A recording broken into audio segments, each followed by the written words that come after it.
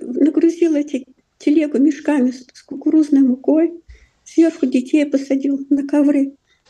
Вот туда эти, как называется, кумганы или кумгына с маслом погрузил. Сушеное мясо, то, что у них было в запасе, сверху закрыл детей коврами. И они так сами спускались с гор. В отличие от тех, которых просто погрузили в грузовики и ехали, его просто выручил их семью, этот сверхсрочник. Он пожалел этих детей. Детей всего было 11, но старшие были уже взрослыми. Старшая мать Джохара на ковры. Базу была уже взрослая. Нет, не Базу. Да, Базу была уже взрослая. Где-то лет 18 ей было. А Ваты еще старше. Их, по-моему, с ними не было. Базу была вместе с отцом. Ну, в общем, где-то человек 7-8 детей было, которых он погрузил. Так они спустились с перевала Грозный. А родственников матери, которые жили в Хайбахе, в горном селении Хайбах. Кстати, за год до этого она ходила в этот Хайбах пешком через горы. Их не захотели спускать через горные перевалы и просто загнали в амбар и сожгли. И от родственников матери никого не осталось. Поэтому, когда она при мне молилась, мать Джохара, она перебирала четки, всегда плакала и называла по именам весь свой род, которых выселили, которые сгорели в этом амбаре в Хайбахе. Это была трагедия чеченского народа, незабываемая. И вот они целый месяц ехали, и дети, благодаря этим продуктам, которые погрузил срочник, выжили в этом вагоне в товарном. Вот. Потом их выгрузили просто в степь, и они пошли пешком по этой степи и прилили на кирпичный завод, оставленный. Вначале там поселились. Потом приехал отец. Он продал эту отару, отец, и у него были деньги. И он купил половину дома, снял в аренду у казаха. И весной, потому что это был февраль, март уже, апрель, он взял трактор, засеял огромное поле кукурузой, тыквой, картошкой, пахал, сам засеял все. И летом они еще жили на тех продуктах, что у них еще оставались, а осенью они собрали очень богатый урожай. Потому что никто это не сеял, не пахал. И Джохар рассказывал, как отец ему каждую неделю, даже несколько раз в неделю, брал ведро, туда насыпал картошки или разные кукурузные зерна или тыкву. И, в общем, он знал, какая семья нуждается, тихонько узнавал и отправлял к тем, чтобы они помогли этим людям. И Джохар нес такой гордость, он всегда вызывался нести это ведро с овощами, которые они сами вырастили. И очень гордился этим. Отец умер, когда Джохару было 6,5 лет, почти 7 лет. Потому что у него было что-то с ногой, нога была ранена, по-моему. И он умер. И для Джохара это была огромная трагедия. Его похоронили в этой степи. И он рассказывал, как он приходил на этот холмик степи и равнял его руками. Но поднимался ветер, и осыпался песок. Потихонечку приходила мать, когда он заставал этот холмик опять выровненным, ровным. Иногда видела фигуру матери, которая лежала на этом холмике, плакала. И когда он мне рассказывал об этом, как он равнял этот песок на могиле отца, я все время плакала. Так представляла себе его 7-летним мальчиком, равняющим песок. Потом, когда он уже стал взрослым и получил звание, стал, по-моему, полковником, он во время отпуска поехал в Казахстан. Они были в Чимкенте. А вначале я не помню название. И он искал там в степи могилу отца, но не нашел. Но зато потом в 1992 году, по-моему, им самим был придуман этот проект этого памятника. Не забудем, не простим, не заплачем. Из камней, из нагробных камней чеченцев, которые погибли во время депортации. И он подал клич по всей республике, чтобы люди собирали эти камни нагробные, привозили из Казахстана. И их в центре Грозного на площади устанавливали память о тех, кто погиб в Казахстане. А вот памятник, вот это меч выходящий, кинжал выходящий и держащий, рука с кинжалом, как будто выходящий из-под земли был, как память о тех, кто там погибли и которых никогда не забудут. Этот памятник раньше был в центре Грозного, был суровым напоминанием Всероссийской империи о том, что чеченцы все помнят. Среди памятников, среди этих камней были газоны, трава, была стена с надписью. Памятник был очень красивым. И он даже мне не разрешал помогать ему. Он говорит, я сам это дело моей чести, дело моей памяти, долг моему отцу. Я не смог найти его камень, зато сотни других чеченцев привезли камни надгробные своих предков, и мы их тут похоронили. Вот такая была память. Но спустя, может быть, месяц или два, когда открытие памятников это было, он выступил с речью, и он тогда сказал, люди плакали, глядя на эти камни, плакали, вспоминая 23 февраля, и он тогда сказал, хватит нам горевать и плакать. Мы только и знаем, что горюем и плачем, оплакиваем жертвы. Тоска и горе съедают наши души. Нам нельзя поддаваться этому унынию. Нам надо верить в светлое будущее чеченского народа. А то, что оно будет у него светлое, в этом я нисколько не сомневаюсь. Давайте этот день скорби, 23 февраля, переименуем, назовем его Днем возрождения чеченского народа. И он так хорошо это сказал. Народ, который стоял на площади, поддержал его. И вот это новое название «День возрождения чеченского народа». Это название оптимистическое, которое дарит надежду всем чеченцам на то, что хотя чеченцев очень мало, миллион, сейчас уже даже 1,5 миллиона, по-моему, а во время высылки их было около 1 миллиона, погибло 2/3 чеченского народа. Но все равно чеченский народ, в отличие от российского, не убывает, а увеличивается, потому что чеченские женщины рождают много детей. И нация, которая сама себя не только восполняет, прибывает, увеличивается в размерах, она обречена на то, чтобы стать свободной, счастливой и возродиться. Так что день возрождения чеченской нации как раз кстати. Сегодня, 23 февраля, 80 лет депортации чеченского народа. Я вас всех поздравляю с Днем Возрождения и желаю надежды, потому что она уже не за горами. Российская империя обязательно развалится. Сейчас идет война украинского народа, которого 43 или даже 46 миллионов. И в Украине помогает вооружением Запад. Весь мир на ее стороне. В отличие от нас, когда и Европа, и Америка заявляли о невмешательстве во внутренние дела России. Я думаю, что Украина обязательно одержит победу. А победа Украины — это победа всех колониальных народов России. И, наверное, надежда на свободу российского народа.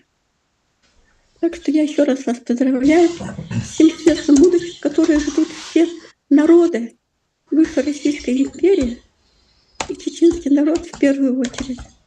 Спасибо большое. Спасибо и вам, Алла. Спасибо, Алла. Спасибо. У нас гости, наш дорогой Эльхам из Киева. Дадим ему слово, чтобы он сказал свое мнение.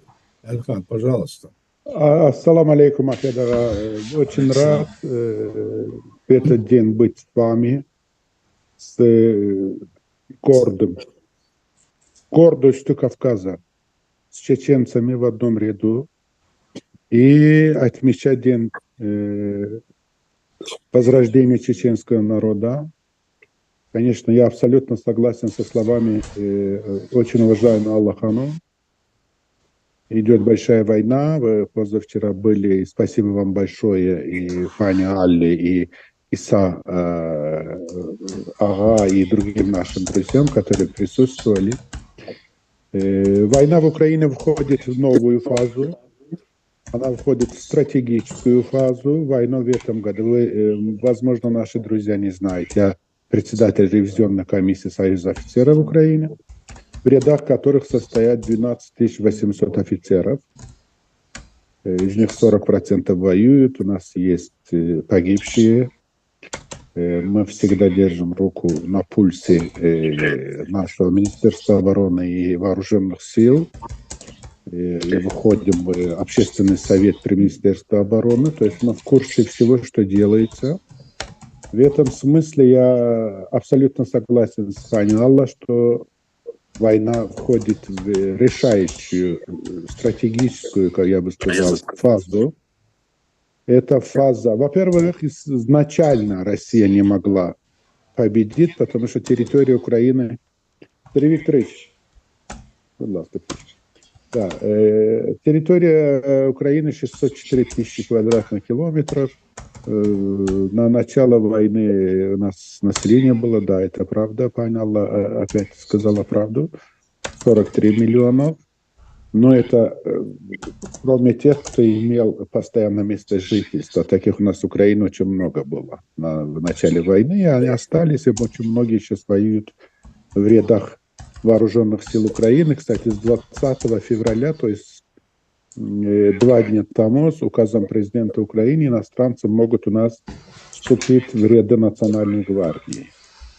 И этот год будет отличаться от прошлого года. То есть Украина не будет по чуть-чуть нападать, там, наступать, контрнаступательные операции проводить. В этом году мы решили, не мы, то есть наши полководцы, а наши полководцы не советский генералитет, это молодые генералы, которые выучились в независимой Украине и проходили хорошие курсы, скажем, на базах европейских стран. То есть это нового вида, нового мышления, новой генерации генералитета, для которых жизнь каждого солдата дорога, в отличие от России. У нас нет так называемого мяса для России. То есть наши командиры на местах принимают решение, насколько выгодно, я бы сказал, удерживать ту или другую, скажем, позицию. В этом смысле Украина не воюет за название территории. Украина воюет на то, чтобы истощить врага, его живой силы, его техники и остальное.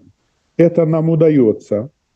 И в этом году как бы стратегия даже заключается в том, что Украина не будет воевать, как в прошлом году, получая по чуть-чуть, как бы сказать, оружие, ракетам, техники, и сразу пускать в бой. Украина намерена занять стратегические рубежи обороны, бить врага, больше убивать, как бы этого слова мы не боимся, потому что они пришли в нашу страну с оружием в руках, накопить достаточное количество ракет, в том числе бомбардировщиков, в том числе вынищивателей, истребителей, которые нам обещают в начале лета страны Европы, и дальнобойных ракет, и притом госпожа заместительница госсекретаря Америки Виктория Нуланд открытым текстом 31 января, когда была в Киеве, сказала, что Украина должна применить по своему усмотрению ракеты, которые будут ей наданы. То есть мы же имеем право стрелять по территории по вражеской территории, как говорится, мудрый воин воюет на чужой территории. В этом смысле, то есть у нас еще одна большая возможность в этом смысле. Украина имеет дроновую армию, большую армию. Мы вытеснили русских из Черного моря, и они как крысы сбежали, конечно, туда, где они захватили, в Абхазию и Чемчири, в городе Чемчири. То есть вывезли туда часть Черноморского флота и часть Новороссийска. И заняли аэропорт Бурбеша в Абхазии. Но в том смысле, что в Черноморской акватории русских мы бьем по полной. То есть тут даже разговоров нету. А что касается сухопутных операций, ясно, что они мясом берут, количеством берут, но это не означает, что у нас есть какая-то паника, боязнь, чего-то мы боимся, там, или всего остального. То есть в обществе этого нету. Украина в своей конституции написала вхождение в НАТО и Евросоюз. Мы поступательно это делаем. Кстати, последний законодательный акт был принят сегодня парламентом Украины. Этот закон называется о лоббизме. То есть через реестры прозрачность людей, которые занимаются лоббизмом, все остальное, этот закон, я думаю, что кому интересно, может поинтересоваться. Это последнее требование Евросоюза от Украины из того пакета документов, законов, которые требовали, мы как бы сегодня закончили. И отрадно, я уже говорил, что прислушались к нашему вчерашнему обращению, когда Алла Ханум, Ахьяд Ага, Иса были у нас на совещании Министерства обороны, Генштаба и наших офицеров, так называемые как бы глубинного государства, то есть в зале были генералы, профессоры, дипломаты, ну, очень много разных людей из Совета национальной безопасности, из Министерства обороны, Генштаба стратегической коммуникации, офицеры боевые. И сегодня постановлением номер 10344 с 248 голосами, то есть у нас в парламенте как бы официально в Конституции написано 450, 226 было бы достаточно, 248 голосов народных депутатов Украины признали независимость ингушского народа. Ингушетия, так написано в законе. Это состоялось буквально, вот я говорил, пока Паняла не подключилась, буквально там час тому на удлиненном вечернем заседании сегодня. Ну, что я скажу? Я горжусь, что я один из вас. Я горжусь тем, что я, как говорится, мы ведем эту борьбу, обязательно она, конечно, закончится и победа чеченского народа. Меня обидел один факт сегодня, что это сумасшедший, неизбранный, назначенный Москвой сумасшедший сегодня был у Карлика в Москве, Рамзан был сегодня, и что-то говорили о каких-то новых проектах, конечно, у них челюсти опущены, весь мир их признает как террористов, они невыездные, пускай имеют там 100, 200, 500 миллиардов долларов, они не рукопожатные. Вот в этом смысле зато весь мир и на все времена остается героический чеченский народ, его лидеры, как в прошлом, так и тех лидеров, возле которого вы стояли, мы как бы на расстоянии стояли, наш любимый Джахар Мусаевич, Царство Небесное, Аллах рахмет алясам, мы рядом. И что сказать, я говорю, мне чувства очень глубокие, верю в победу, даже не сомневаюсь в этом. У нас, кстати, чтобы вы знали, ребята, есть сибирский батальон, есть разные подразделения, которые готовятся, начиная от Сахты, Якутии, там, Бурятии, туда, доходя до Кавказа. Но Кавказ они держат в ежовых рукавичках, но очень много убили кавказцев, что вы знали, в том числе, я бы их не назвал чеченцами, я бы их назвал кадыровцев, очень много убито в Украине. в том числе очень много дагестанцев убито. Насчет ингушей я скажу, наверное, чуть меньше, но по нашей статистике. Ну вот убивает Москва народов. Ну, а в конце я что могу сказать? С общим совещанием, общим решением, постановлением исполкома наших структур, туда входит очень много разных, я уже выше озвучил, председателя парламента Чеченской Республики Ичкерия тех часов, последовательного республиканца, как я кругом говорю, нашего дорогого Ахьяда, Идигова Ахьяда Данильбековича, я вам показываю его награждение, это Золотой Крест за волю Украины, за свободу. Не знаю, насколько камера хорошо покажет. Не очень. Это у меня с камерой. Ну, да. Может, вот так.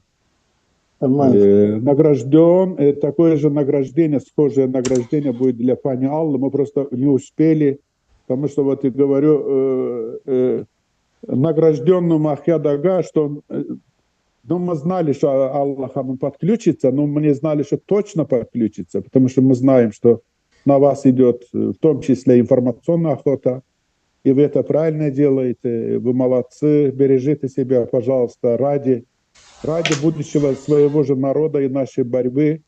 Мы очень вас просим, Ахьяд Ага, вас просим, вот ребята, которые нас тут слышат, я их ребятами называю, я их бойцами, воинами называю, потому что, знаете, самая большая ценность, наверное, для человека – это свобода.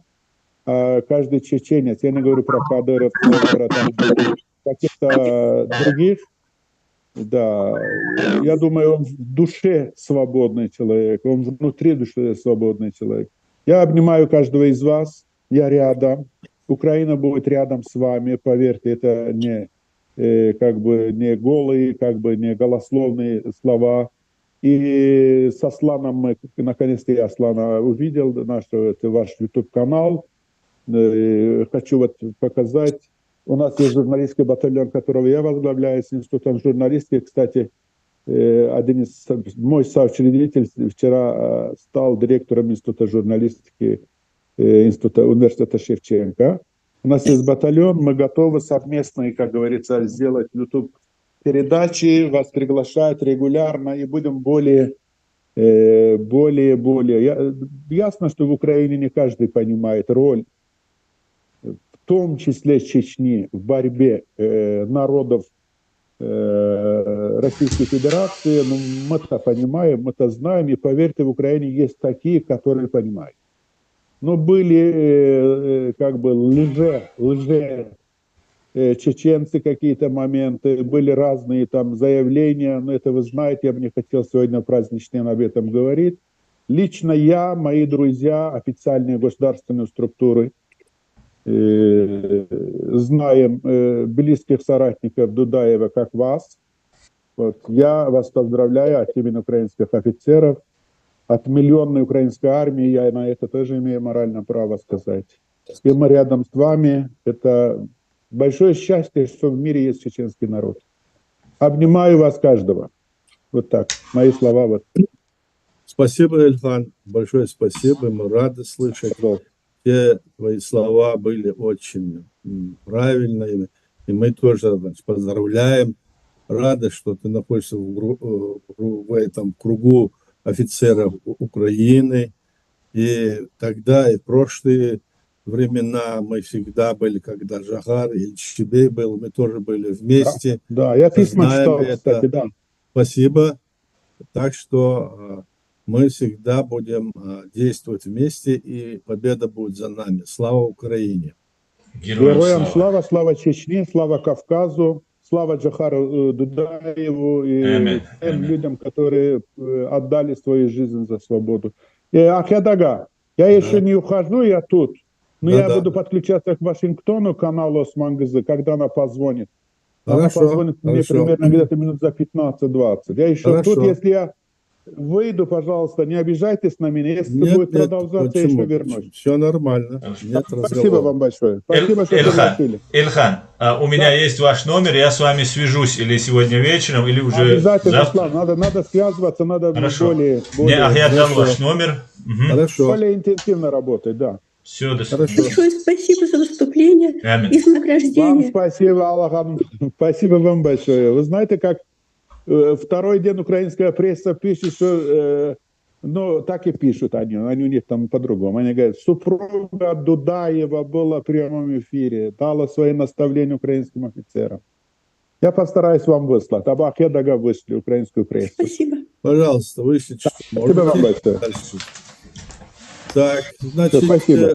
кто у нас сейчас желает выступить, пожалуйста. Если нету активных, то давайте Муса скажет наш. Муса. Пожалуйста, давайте, Муса. Я хотел, в общем, но он ушел. Я хотел сказать, в общем, что когда... Я никуда не ушел. Я тут. Я никуда не ухожу. Давайте. 20 украинцев было с войной, в общем. И мне, в общем, указания дали, в общем. Я устраивал их там, в Шатое, винный завод был там. Но во время войны-то она разбита, но главное, помещения были, и я их туда устраивал. 20 человек. И плюс еще я в армии был с украинцами. Где я был, этот берег пролив, вот там я был. И украинцы были со мной, уж 5-6 человек. И нормально уж. И у меня контакт с украинцами всегда был. Спасибо украинцам. Но беда в том, что война идет, гибнут молодые ребята. Вот это самое главное, тяжело переносить. Вот так. Все я сказал.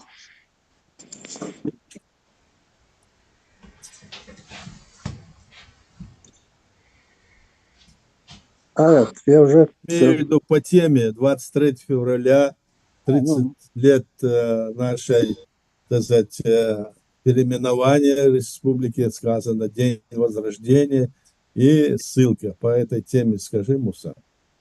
Ну, я когда уж открыли этот памятник, там я на памятнике, там был, в общем, когда открыли, в общем, этот наш с Казахстана прислали, ну, провели, в общем, погибших, ну, не погибших, а похороненных. И все это я был в курсе, смотрели, много народу было, в общем, все, и Жахар поздравил, в общем, что будем называть с этих пор, в общем, возрождение. День Возрождения, да. Я присутствовал там тогда. Так, Муса, ты закончил, я понимаю, да? Да? Хорошо, Баркал. Давай тогда дадим слово Иса Ахмадову. Он у нас в связи, он наш историк, он по теме скажет, у него информации много. Иса Ахмадов. Ассаламу алейкум. Алейкум. Валейкум салам. Валейкум салам. Алейкум салам.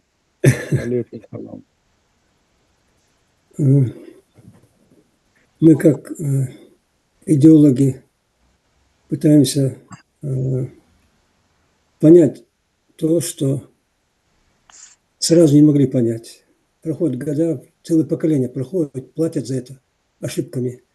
И вот сейчас получается, что вот ползущая гидра колониального капитализма России с идеологией и практикой большие полки всегда правы, еще при Петре Первом, захватывает территории, захватывает население и финансы, которые после этого используются для оккупации соседних государств.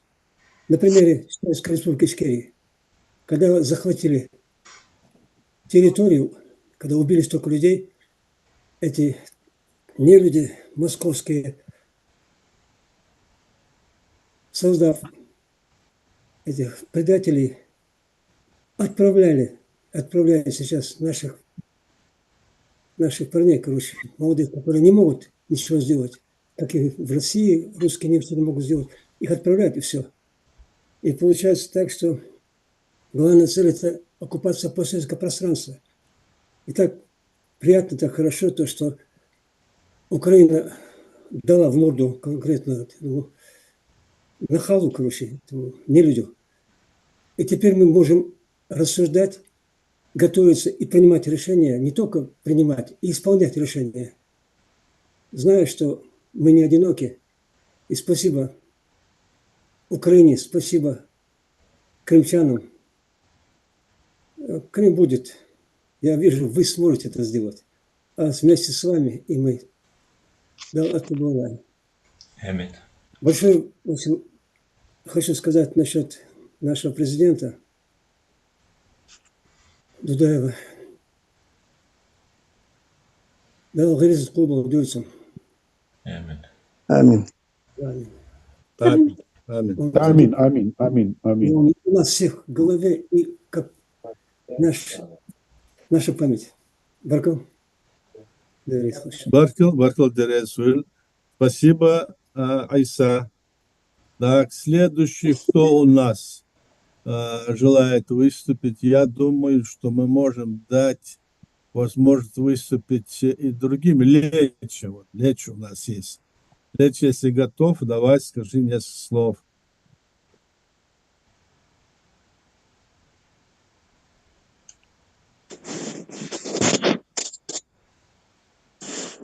Лечи нас не слышит, я так понимаю, так?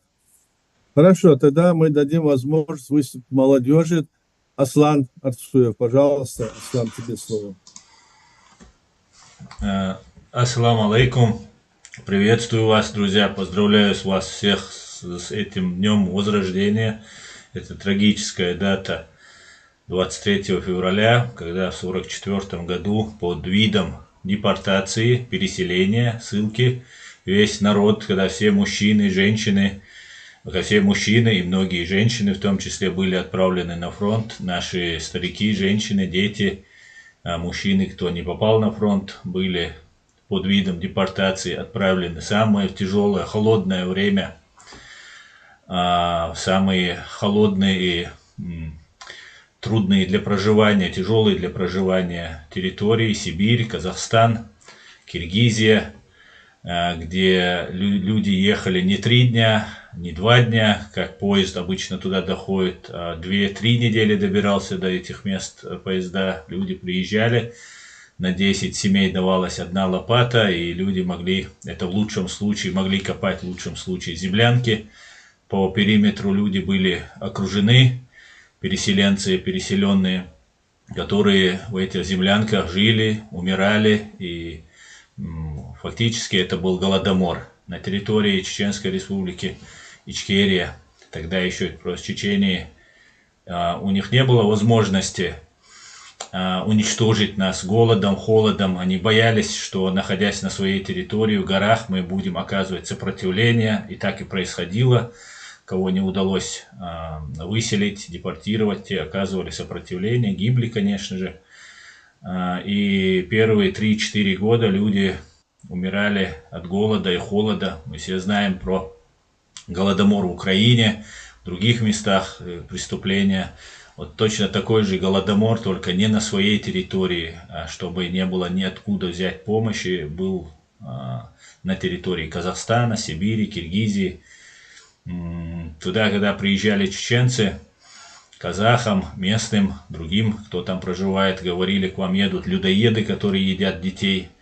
Это очень сейчас ясно, ярко демонстрируют русские террористы, которые нас пытаются опорочить здесь, в Европе, в мире, называя террористами, какими-то экстремистами, людоедами, хотя сами фактически ими и являются. Наш народ потерял, по разным оценкам, 60 до 60, некоторые говорят даже больше, процентов погибших. Это в то время, когда 30, 40, 50% евреев уничтожили в мире, и нацизм был осужден за эти страшные преступления. Чеченцы и ингуши потеряли 60 и более процентов, и мир об этом не узнал. А кто узнал, тот промолчал. Потом, после смерти Сталина, недавно Ахят закидывал этот документ Климента Ворошилова за подписью Президиума Верховного Совета СССР, где они нам в 57-м, кажется, году разрешают, в 56-м году, нам в 57-м разрешают передвигаться, просто передвигаться через 13 лет, через 12 лет после депортации, после смерти Сталина, уже нет этого убийцы, и вроде бы весь один Сталин виноват в нашей смерти, в нашем геноциде, в нашем убийстве. Нам разрешили только перемещаться в другие территории Советского Союза, не возвращаться на свою территорию. И там же, в этом же документе, в этом же указе указывается, что имущество тоже не восстанавливается и возвращаться нельзя на свою территорию. То есть вы можете быть цыганами, ничего плохого против цыган не имею, просто люди без родины, которые не хотят родины. Вот нам предлагали быть вот такими скитальцами по Советскому Союзу. Первые 3-4 года, как я уже сказал, очень много людей умерло, большая часть умерла тогда, потом уже казахи, другие люди, русские помогали. Моему отцу русская женщина помогала, которая его в первый класс отправила, которая подкармливала его, потому что умирали со своими детьми, она вместе его и кормила, ну и так далее, и так далее. Но вот так мы вымирали массово. Сейчас, когда началась, извините, что так долго, сейчас, когда началась вот эта новая война, мы знаем из донесений, которые русские передавали через ФСБ, и наши спецслужбы задержали этого ФСБшника, что русские собирались нас депортировать. Об этом говорит также Горбачев Михаил Сергеевич, бывший президент Советского Союза, который говорит, что вот это ГКЧП намеревалась, тогда Завгаев поддержал, бывший марионетка России Завгаев, Дока Завгаев поддержал ГКЧП, и они готовились нас массово депортировать. Мы оказали сопротивление, понесли колоссальнейшие потери, но по сравнению с теми потерями, которые мы понесли в 1944 году и позже, в 2 раза меньше наши потери. Это если исходить из того, стоило сопротивляться или нет. Причем в настоящее время, когда Запад дружил с Россией, с новой вот этой так называемой Российской Федерацией, у нас были все основания вообще никогда не вернуться из вот этой новой ссылки, в которую нас готовили, и потерять еще больше людей, соответственно. Поэтому сейчас, как Алла верно сказала, мы находимся на пороге больших событий, как и вы все тут сказали, и к этим событиям нам и вам, в первую очередь, людям, которые идеологи, люди, которые стоят у истоков нашего государства. Мы, не могу сказать, что мы молодые, как сказал Аят, но мы и молодых будем призывать, и сами будем держаться вашей линии, ваши усилия нашего народа, не пропали. Вам всем огромнейшая благодарность. Аят, Иса, Муса, все, кто Аллах, конечно же, все, кто принимал участие в защите нашего государства, становления нашего государства и сохранения нашего государства в это трудное время. Я, как никто, знаю, какое давление на вас оказывалось и как вас пытались дискредитировать. Но правда, кто ее ищет, он ее всегда найдет. Как бы его не обманывали, как бы эту ложью ее не закрывали, всегда до истины можно докопаться. Шунмасана дерес хуйль, дал амма, дал обал дуэль, дал дел ал дуэль. И с днем возрождения вас, друзья. Спасибо. Баркул Аслан. Если позволите, я скажу тоже несколько слов по той ситуации.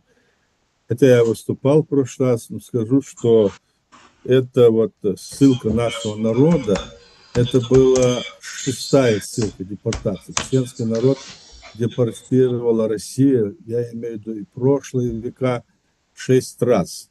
И мы тогда теряли свое население, да когда они передвигались в места их ссылки, на подводах, тогда не было ни машин, ничего, как понимаете, так?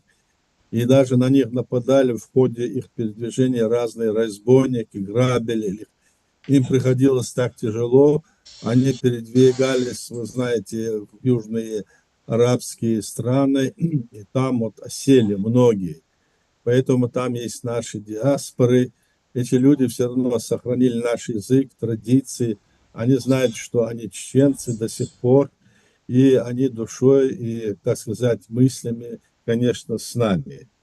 Депортация, которая в 1944 была организована государственным, скажем, преступником Сталином и его окружением, это немыслимое то, что они сотворили. Здесь уже Алла говорила о том, что когда все те, кто мог держать в руках оружие, большинство людей, оно было, как говорится, насильно вывезено на фронты против фашистской Германии, то в 1943 году, можно сказать, через 3 года, буквально это время, они не, смотря ни на что на территории Чеченской Ингушской республики не было ни одного немца, там не было сопротивления, они обвинили нас в том, что мы предатели, что мы подарили белого коня Гитлеру, и вот это вот все было, значит, так обозначено. И я хочу сказать, что они утверждали, что мы враги народа.